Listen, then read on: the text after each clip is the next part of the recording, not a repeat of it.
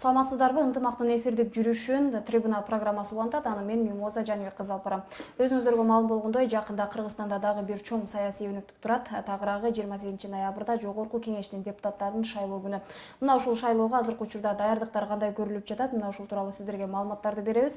Биздин суроолорубузга жооп берүү үчүн атайын студиябызга конокто келген, тааныштырып өтөйүн. Борбордук шайлоо комиссиясынын төрайымы Шайлабекова Нуржан Кармабековна бизде конокто. Саламатсызбы? Студиябызга кош келипсиз. Урматтуу телегөрүүчүлөр, эскерте кетсек, биз түз эфирдебиз. Эгерде биздин конокко байланыштуу сиздерде суроолор болсо, экранда көрсөтүлгөн номерларга жазып жөнөтсөңүздөр болот. Жана ошондой эле дал ушул түз эфирде Ынтымак медиа YouTube каналынан жана Ынтымактын социалдык тармактагы баракчаларынан көрө аласыз. Нуржан Кармабековна, алгач студиябызга кош келипсиз дагы бир жолу. Алгачкы суроом ушундай болсун. Алдыда шайлоо өнүктүгү турат. Деги эле даярдыктар кандай болуп атат? Канча пайыз борбордук шайлоо комиссиясы шайлоону өткөрүүгө даяр турасыздар да? Шайлоо процесси өзүнүн жана мыйзамда көрсөтүлгөн этаптар боюнча жүргүзүлүп атат. Азыр шайлоо процессинин ушул 3 айлык мөөнөтүнүн жарымысы өттү. Кечээ эле ушул талапкерлерден документтерди кабыл алуу дагы аяктады. Кийинки этап ушул бардык алып келген документтерди текшерип, анан каттоо жүргүзүү. Каттоодон кийин ушул шайлоо кампаниянын эң активдүү этабы башталат. Үгүт кампаниясы. Ошого байланыштуу биз азыр бардык талапкерлер үчүн алдын ала ушул эрежелер боюнча тренингтерди өткөрүп атабыз. Ошол тренингтердин бири ушул бүгүн Ошто өтүп атты. Ошондой эле башка дагы ошол мыйзамга ылайык процесстер жүргүзүлүп атат. Эң негизги айтып кетчү нерсе бул шайлоо процессинде көп субъекттер, көп мамлекеттик органдар, өз алдынча башкаруу органдар, укук органдар ушул даярдоодо көмөк көрсөтүшөт биздин шайлоо комиссияларга. Ушул бардык субъектлер менен мыйзам чегинде иштөө тартиби, шайлоого катышуу, шайлоодо ошол компетенциясынын алкагында ишти жүргүзүүдө шайлоонун кайсы өзгөчөлүктөрү эске алыныш керек. Ошондой түшүндүрүү, маалымдоо иштеринин баары жүргүзүлдү. Азыр ушул негизги этаптары башталып атат. Даярдыктар боюнча бардык субъектлер менен даярдык иштери боюнча сүйлөшүлүп бүтүп, штабтар бир сыйра өттү. Азыр эми талапкерлер жакында жана шайлоочулар эң негизги субъект болот. Анан айтып атпайсызбы, ушул кезектеги шайлоо баягы жаңы мыйзамдар менен өтөт депчи, өзгөчөлүктөр бар деп. Кандай өзгөчөлүктөр, мисалы, кандай өзгөчөлүктөр кирди да бул ирет? Эмнелерди эске алуусу керек? Аралаш система деп баарыңыздарга маалым. 36 бир мандат округ менен шайланат, 54 пропорционалдык тутум менен шайланат. Бул биз үчүн ошол аралаш система көп өзгөчөлүктөр менен жаңы система болуп атат. Ошондуктан ошол жаңы тартипти максималдуу түрдө баарына жеткирүү максатында маалымдоо иштери жүргүзүлүп атты. Өзгөчөлүктөр эң биринчиден жана пропорционалдык тутум менен шайлануучу депутаттарга добуш бергенде партия үчүн дагы, талапкерлер үчүн дагы добуш беришет. Биздин шайлоочулар бул даректүү добуш берүү деп биз атап атабыз. Бул жакшы мүмкүнчүлүк болуп атат да, конкреттүү түрдө татыктуу деген талапкерге добуш берүүгө мүмкүнчүлүк түзөт. Бул эң негизги өзгөчөлүк.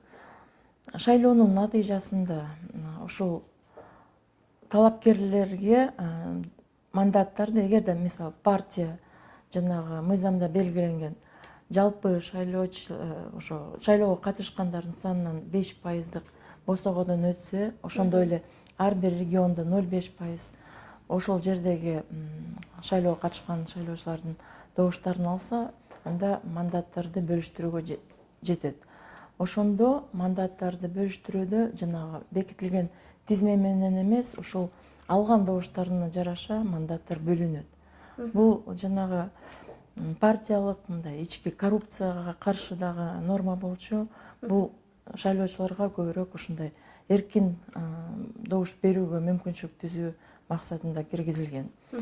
Деги эле аралаш системанын эң негизги бир максаттарынын бири бул парламентте жанагы ошол парламенттин өкүлчүлүк функциясын жогорулатуу жана аймактык, саясий, социалдык группалардын өкүлчүлүгүн бекемдөө болчу. Анткени биздин өлкөдө 2 жолу ушул пропорционалдык тутум менен 120 депутат шайланган. Анан партиялык тизмелерди партиялар өздөрү аныктачу, добуш берүүдөн кийин ошол тизмелер дагы өзгөрчү. Шайлоочулардын жанагы добуш берген тизмелер такыр өзгөрүп кетчү да айрым учурларда. Анан азыр ушул алган добушуна ылайык мандаттар таратылат. Дагы бир өзгөчөлүк бул ошол партия алган мандаттардын 30% аялдар үчүн бөлүнөт добуш берүүдөн кийин. Демек бул шайлоодо деле ушул аялдарга мүмкүнчүлүк көбүрөөк берилди десек болобу? Бул жерде аралаш системанын өзүнүн артыкчылыктары бар, минустары дагы бар. Жана бир мандаттуу округдарда ошол аялдардын келиши мурда эле биздин тарыхта өткөргөндө мындай аялдар көп келчү эмес бир мандаттуу округдар аркылуу.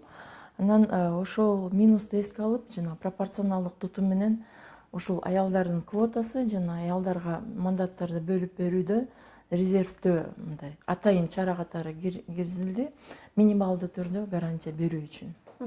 Анан сиздер ошол жерлерде, облустар, шаарларда түшүндүрүү иштерин жүргүзүп атасыздар да, анан негизи талапкерлерге бир кандайдыр бир мындай чектөө болобу? Мүмкүн баягы социалдык тармактар аркылуу эртең үгүт иштери башталганда бири-бирине доо келтирүү деген жагдайларда жаралып калышы мүмкүн да. Бул учурда Борбордук шайлоо комиссиясы кандай чара көрөт да? Мына ушулар дагы айтылып атабы? Ооба, албетте бизде тыюу салынган үгүт эрежелеринин бири бул башка талапкерди каралоо жана кара пиар жасоо, анын намысына доо кетирүүгө тыюу салынган. Үгүт эрежелери биз алдын ала азыр түшүндүрүп атабыз. Үгүт компаниянын эң негизги максаты ушул максималдуу түрдө талапкерлерге ушундай шарт түзүп берүү, шайлоочуларга өздөрүнүн программаларын, өздөрү жөнүндө маалыматтарды берүүгө шарт түзүп берүү. Аны албетте талапкерлер өз ыктыяры менен дагы өз тандаган формада жүргүзүшөт, социалдык тармакта же башка форматтарда. Бирок мамлекет дагы бул шайлоочулардын ушундай маалыматка укугун эске алуу менен мамлекет дагы көмөк көрсөтөт талапкерлерге. Эң биринчиден биз жанагы жаңы системанын өзгөчөлүгүн эске алуу менен биз бир мандаттуу округдар боюнча дагы талапкерлер жөнүндө жана партия менен тизме менен келген талапкерлер жөнүндө максималдуу маалымат бериш керекпиз. Анткени ар бир конкреттүү талапкерге добуш берүү үчүн маалымат болуш керек. Ошондуктан биз дебаттарды өткөрөбүз. Дебаттар партиялар арасында борбордук телеканалдарда жүргүзүлөт. Ал эми бир мандаттуу округдар боюнча дебаттар ошо регионалдык медиа центрлер менен кызматташтыкта биз даярдап атабыз. Дебаттар жакшы формат болду. Ошо талапкерлер жөнүндө жакшы мындай сүрөттөп берет да, ошо талапкердин сапатын, диалогко мындай даярдыгын, деги эле ошол башкаруу бир сапаттарын барбы, жокпу, кандай кийин депутат боло алат деген жакшы чагылдыруу болот экен да ошол дебаттар аркылуу. Ошондуктан биз бул форматка абдан көп көңүл буруп атабыз. Ошондой эле жана тизмедеги ар бир талапкер жөнүндө маалымат сүрөттөрү менен ошол областтык, райондук газеттерде чыгарылат. Партиялык тизме менен дагы. Мисалы бизде 1,5 миңге чейин талапкер болушу мүмкүн. Азыр 20дан ашык партияны биз эске алсак. Ошондой эле бир мандат округдар боюнча азыркы учурда 340 талапкер документтерин толук тапшырды кечээ. Ошончо талапкер жөнүндө маалыматтарды алыш керек шайлоочуларыбыз. Ошол иш жүргүзүлүп атат азыр. Анан эрежелер, албетте эң негизги эрежелер ушул шайлоо учурундагы жана шайлоочулардын эркти билдирүүгө таасир этүүчү мындай бузуларга барбоо максатында эрежелер түзүлгөн. Эң биринчиден жана шайлоо дайындалгандан баштап акча каражаттарды таратууга, билеттерди же болбосо мындай төмөндөтүлгөн баалар менен товарларды сатууга бөгөт коюлат. Ошондой эле азыр дагы жаңы эреже киргизилди. Жанагы диний бир пропаганда белгилери бар үгүт материалдарына дагы тыюу салынат. Анткени жана айтып кеткендей, эркти билдирүүгө таасир этүүчү ар кандай факторлор эске алынып, ушундай эрежелер киргизилген. Биз бул эрежелер боюнча азыр ушул талапкерлер менен сүйлөшүп атабыз. Анткени үгүт компаниясында эң негизги мурдагы мыйзамбузуулар ушул болчу да, добуштарды сатып алуу. Албетте административдик ресурсту кыянаттык менен пайдалануу дагы абдан көп көлөмдө болчу мурда. Бирок ушул үгүт эрежелерди бузуу дагы бир мындай одону бузуулар болушчу. Үгүт эрежелер боюнча алар ошондой жанагы негативдүү таасир этип, шайлоо процессти мындай адилетсиз деп кабыл алууга дагы мындай негиз болгон да, түрткү болчу. Анан ошондуктан үгүт эрежелер азыр так анык жазылган, аны талапкерлер сакташ керек. Анан азыркы учурда бир мандаттуу округдан катышууну каалаган талапкерлердин саны канча тагы? Анан партиялар дагы мындай кескин түрдө азайып кетти да. Эмне себептен ушундай болуп калды? Талапкерлерди көрсөтүү менен 13 октябрда аяктаган. Ошого чейин жанагы шайлоо дайындалгандан кийин 75 партия бизге билдирүү берген ушул шайлоого катышуу ниети жөнүндө. Бирок талапкерлерди көрсөтүү съезддер аркылуу жүргүзүлүш керек. Ушул съезддерди өткөрдүк, талапкерлердин тизмесин чыгардык деп бизге 23 партия баяндаган, билдирүү берген. Алардын ичинен кечээ ошол документтерди кабыл алуу аяктаганда 20 партия толугу менен берди. Дагы бир партия айрым документтер толук эмес болуп атат, бирок биз азыр жумушчу топ карап атат, аны кабыл алууга мүмкүн болобу же жокпу деп. Анан бир партия кечигип калды. Дагы бир партия мындан аркы шайлоого катышуудан баш тартты. Демек 20-нын тегерегинде болот ошол партиялар. Алар ар бир партия 54 гана талапкердерди көрсөтө алат. Документтерди кабыл алдык. Бир мандат округдар боюнча 381 талапкер өзүн өзү көрсөтүү жана партия тарабынан көрсөтүп бизге чечимдерди берген. Бирок кечээ документтерди толугу менен 340 гана талапкер тапшырды. Азыр биз текшерүү жүргүзүп атабыз. 10 күндүн ичинде бардык документтер текшерилиш керек. Анын ичинде жаңы жана жогорку билим боюнча дипломдор текшерилет. Анын аныктыгы, ошондой эле жоюлбаган соттуулук боюнча дагы маалыматтар текшерилет. Эгерде ошондой талапкерлер чыкса, аларды каттоодон баш тартуу жөнүндө чечимдер чыгарылат. Анан мисалы азыркы учурда ошол аралаш система менен өтүп атат деп атпайбызбы шайлоонучу? Анан дал ошол шайлоо күнү Борбордук шайлоо комиссиясы мыйзам бузууларга кандай чара көрөт? Анан кийин кайсы учурда мисалы ушундай учурлар болуп калышы мүмкүн, кандай учурда шайлоочулардын добушу жараксыз деп табылып калышы мүмкүн? Себеби азыр көпчүлүгү мындай түшүнбөстүктөр да жаралышы мүмкүн да, себеби 2 бюллетень берилет деген дагы маалыматтар бар да.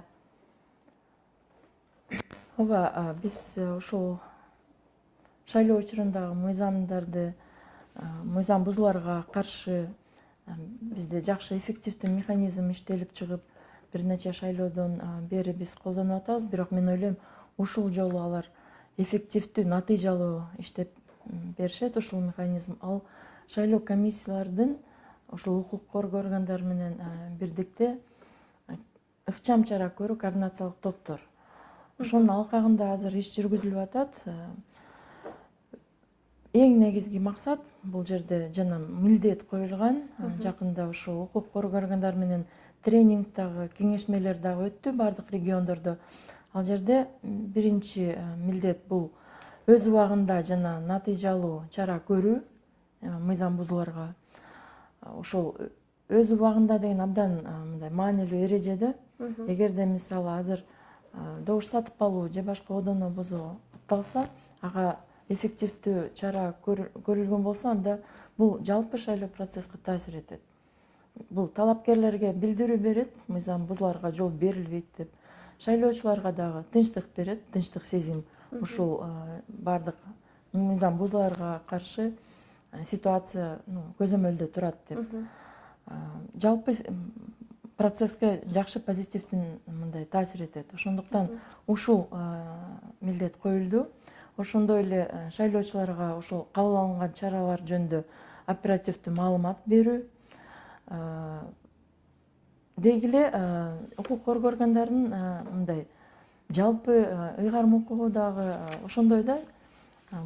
Эгерде жарандардын укуктары бузулган учурда ошол укуктарды коргоо. Демек шайлоо учурунда дагы ушул негизги максат болуш керек укук коргоо органдарынын жана шайлоо комиссиялардын дагы. Ошол добуш берүү күндө албетте бул өтө мындай өтө внимательно да, өтө мындай көңүл бурулуп каралыш керек. Анткени добуш берүү күнүнөн бир күн калганда жанагы имараттардан тышкары добуш берүүлөр жүргүзүлүп атканда эң көп аракеттер болот добуштарды сатып алууга жана ар кандай форматта басымдык кылууга. Албетте укук коргоо органдар бул жерде иштешет. Эгерде партиялар, талапкерлер ошол добуш берүү күнүндө ошондой аракеттерге барса, анда азыр жаңы эреже болуп атат. Шайлоо аяктаганда дагы добуш берүүдөн кийин ошонун жыйынтыктарын карап атканда партияга берилген же талапкерге берилген добуштар жараксыз деп табылса болот деген жаңы эреже болуп атат. Ошондо эгерде партиянын добуштары жараксыз деп табылса, анда жанагы башка партиялар, мисалы босогондон өтө албаган партияларга мүмкүнчүлүк түзүлөт. Жалпы жанагы босого азайып, алар дагы өтүүгө мүмкүнчүлүк болот да. Мурда мындай эреже жок болчу. Эгерде мисалы бир партиянын добуштары жокко чыгарылса, анда ошол мурдагы өткөн партиялардын арасында ошол жана жараксыз деп табылган добуштар, мандаттар ошол бөлүнчү да, жана өткөн гана партиялардын арасында. Бул мындай бир адилетсиз эреже болчу да. Азыр биз ушундай жаңы эреже киргиздик. Анан мыйзам бузуулардын арасында мурда абдан чоң мындай активдүү, массивдүү административдик ресурстук кыянаттык менен пайдалануу бузуулар болчу да. Азыр бир нече укуктук негиздер болгон нормалар салынып, жаңы нормалар киргизилди. Анын ичинде ушул жанагы чектөө, ар бир партия 54 гана талапкерди көрсөтө алат. Ошондой эле саясий кызмат, мамлекеттик жана муниципалдык кызматкерлер шайлоого барса, кызматтарын тапшырып гана, толугу менен бошонуп гана анан шайлоого катыша алат деген. Ошондой эле муниципалдык жана мамлекеттик менчик бар ишканалар жана мекемелер дагы, алардын жетекчилери дагы кызматтарын тапшырып гана катышса болот. Мурдагыдай жана убактылык токтотуп, анан шайлоодон кийин кайра келген учурлар дайыма бул жерде ошондой негиздер түзүлүп калчу да. Ошол ишканалардын, эмгек жамааттардын бир ресурстарын ошол шайлоого бир талапкердин же партиянын кызыкчылыгына пайдаланууга негиздер болчу. Анан азыр ошондой көп жаңы эреже киргизилген, ошондой административдик ресурсту азайтууга же болбосо азайтууга мындай негиз катары да. Эгерде колдонсо, албетте укук коргоо органдар мыйзам чегинде чара көрүшөт. Анан бул жолку шайлоодо мисалы мигранттардын мүмкүнчүлүгү дагы эске алынбы? Айтайын дегеним, бул дагы чет өлкөдө кошумча шайлоо тилкелери ачылдыбы? Ушул боюнча да айтып өтсөңүз.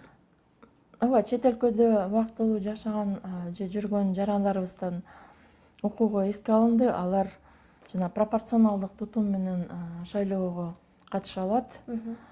Чет өлкөдө Тышкы иштер министрлигинин сунушу менен дагы кошумча 10 участка ачылып атат. 5 Россияда, бирөө Венгрияда, экөө Кошмо Штаттарда, Американын бирөө Анталияда, кошумча ал жерде 3 участка бар болчу, Турцияда, эми Анталияда дагы. Анан бирөө кошумча Италияда. Италияда Сардинияда ошол биздин жарандарыбыз компактуу жашаган уюмдар бар экен, алардын кайрылуусу менен биз ал жерде 5000ге жакын жарандарыбыз бар экен. Кошумча участкалар ачылат. Бул жерде дагы жаңы эреже болчу. Ошол мурда дипломаттык жана консулдук мекемеде гана ачылчу участкалар. Азыр Тышкы иштер министрлигинин сунушу менен башка жерлерде да ачылса болот, эгерде ошол өлкөнүн макулдугу бар болсо. Анан 58 участка азыр биздин тизмеге 67 000 шайлоочу чет өлкөдө катталды. Анан бул жолку шайлоону ошол бийлик өкүлдөрү деп сиздер тараптан мындай административдик ресурс колдонулбай мындай таза өтөт деп бир мындай талапты аябай катуу коюп атасыздар да. Ошол күнү көзөмөл мындай кандай болот да шайлоо күнү, анан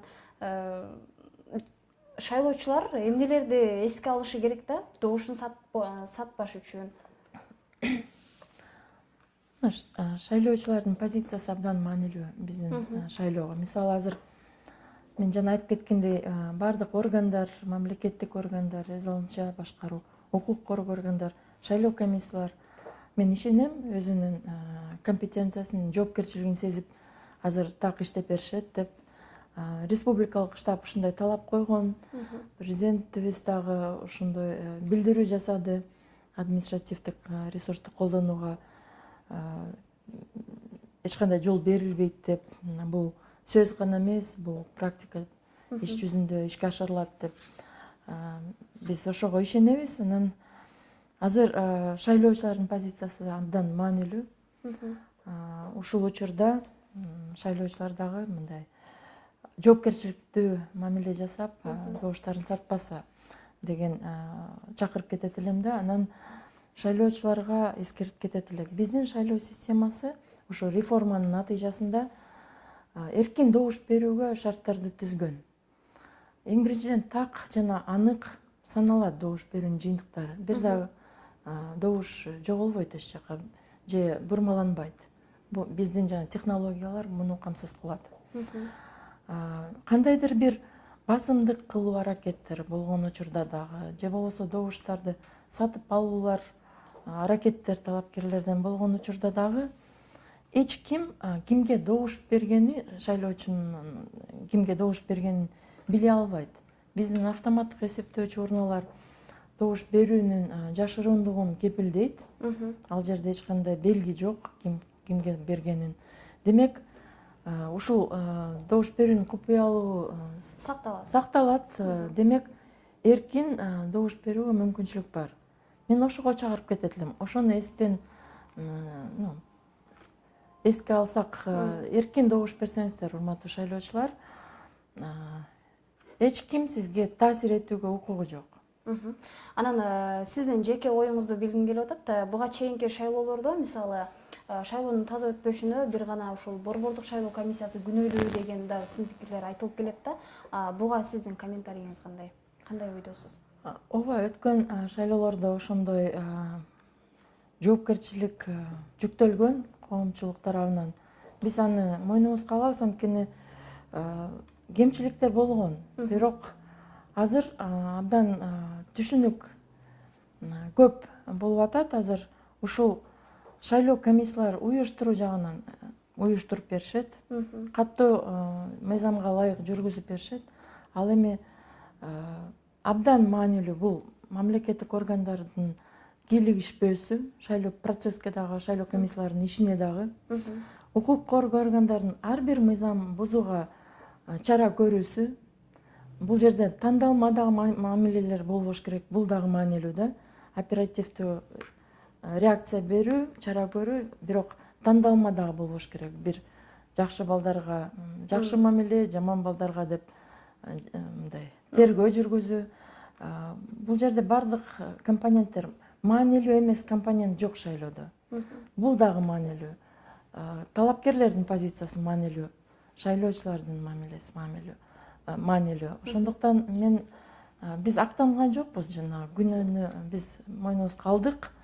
Биз ошондо бизге өзүбүзгө максат койгонбуз. Биз дагы шайлоолорду өткөрүп, ушул иш жүзүндө көрсөтөбүз. Кандай компоненттерге кандай аракеттер болуш керек мамлекет тарабынан. Мен ойлойм, азыр мен абдан кубанычтамын. Эмнеге? Ошол өкмөттө ошондой түшүнүк бар. Кышкы шайлоолордо ошондой көмөк көрсөтүлгөн, шайлоо комиссияларга көз карандысыз статусту эске алып эч кандай келишүүлөр болгон жок. Кышкы шайлоодо мисалы мурда биз 600гө чейин билдирүү алсак мыйзам бузуулар боюнча, кышкы шайлоодо 22 билдирүү болчу. Ал жерде талапкерлер дагы жанагы добуш сатып алууларга барышкан жок. Позиция бардык талапкерлер тарабынан ошондой позиция болду. Мисалы президенттик шайлоодо. Ал эми укук органдар дагы ошол жерде оперативдүү түрдө чара көрүп атышты. Жергиликтүү шайлоодо ситуация кичине башка болду. Ал жерде 31 000 талапкер катышты. Массалык түрдө мындай субъектлер көп болуп, бирок 10 шаарда бир дагы арыз түшкөн жок. Бир нече 20 райондо дагы бир арыз же болбосо такыр арыз болгон жок да. Жарымысы ушундай болду. Айрым мындай конкуренция бийик болгон шаарларда мыйзам бузууларга барышты. Бузулган учурларда биз жараксыз деп таптык. Кайрадан кайталап шайлоолор өткөрдүк. Ушул процесс мындай процесс, мен ойлоп атам, азыр түшүнүк көбөйөт депчи. Анан шайлоочуларыбыз дагы муну түшүнөт депчи. Кимдин кандай ролу бар. Ар бир субъекттин бул саясий коомдук процесс шайлоо деген. Бул маанилүү, бул калктын көпчүлүгү ага катышат. Демек, баарынын ролу маанилүү, баарынын салымы болушу мүмкүн ошол таза жана мыйзамдуу шайлоого. Биз шайлоо комиссия тарабынан өзүбүздүн жанагы каталарды дагы анын үстүндө иштеп, уюштуруу жагынан мурдагыдай эле деңгээлде жакшы уюштуруп беребиз деп, ошондой окутуу бүгүн дагы жүргүздүк. Шайлоо комиссиялар менен добуштар так саналат. Биздин өзүбүздүн милдеттерибиз бар, жоопкерчилигибиз бар, мыйзамда көрсөтүлгөн. Ошолорду дагы так жазалыш керек. Эгерде бардык субъектлер азыр так иштеп берсе, анан комиссиялар бир каталар кайра кетирсе дагы туура эмес болот. Ошондуктан бул жерде бирок технологиялар, добуш берүүнүн жыйынтыктарын так санап берүүгө толук багытталган. Жаңы программалар дагы мындай ачык айкындуулукту камсыздап берет, аныктыкты камсыздап берет. Рахмат, бизге бөлүнгөн убакыт дагы соңуна чыгып баратат. Андыктан сизде жалпы шайлоочуларга, кыргыз элине кайрылууңуз болсо, эркин микрофон сурайлы, сөз сизде. Шайлоочуларга кайрылуу жасап кетсеңиз болот. Биз ушул шайлоочулар менен шайлоочуларга жанагы мен айтып кеткендей, эркин добуш берүүгө мүмкүнчүлүк бар. Добуш берүүнүн купуялыгы сакталат. Эркин добуш бергиле, каалаганыңыздарды тандагыла. Мен ошого чакырып кетет элем. Эч ким сиздерге таасир этүүгө укугу жок. Анан бардык органдарга, биз менен чогуу ушул шайлоону даярдап аткан кызматкерлерге, талапкерлерге кайрылат элем. Ушу бизде азыр маалыматтык кампания жүргүзүлөт. Биргелешкен аракеттер менен таза шайлоого жетели деп. Вместе все получится, орусча айтканда. Ошого чакырат элем. Баарыбыз сезип атабыз, ушул шайлоо абдан маанилүү. Биздин стабилдүүлүккө, өнүгүүгө. Мен ойлойм, ушул жоопкерчиликти баары сезип, туура мыйзам чегинде иштеп беришет деп. Рахмат, Нуржан Кармабековна, атайын убактыңызды бөлүп бизге маалымат бергениңиз үчүн ыраазычылык билдиребиз. Алдыдагы саясий өнүктүктө ийгиликтерди каалайбыз, ийгиликтүү өткөрүп алыңыздар. Урматтуу телекөрүүчүлөр, эскерте кетсек, бүгүн биз сиздерге парламенттик шайлоого болгон даярдыктар тууралуу маалыматтарды бердик. Сиздер менен мен Мимоза Жаныбек кызы болдум. Кийинки эфирлерде амандыкта көрүшөлү, саламатта калыңыздар.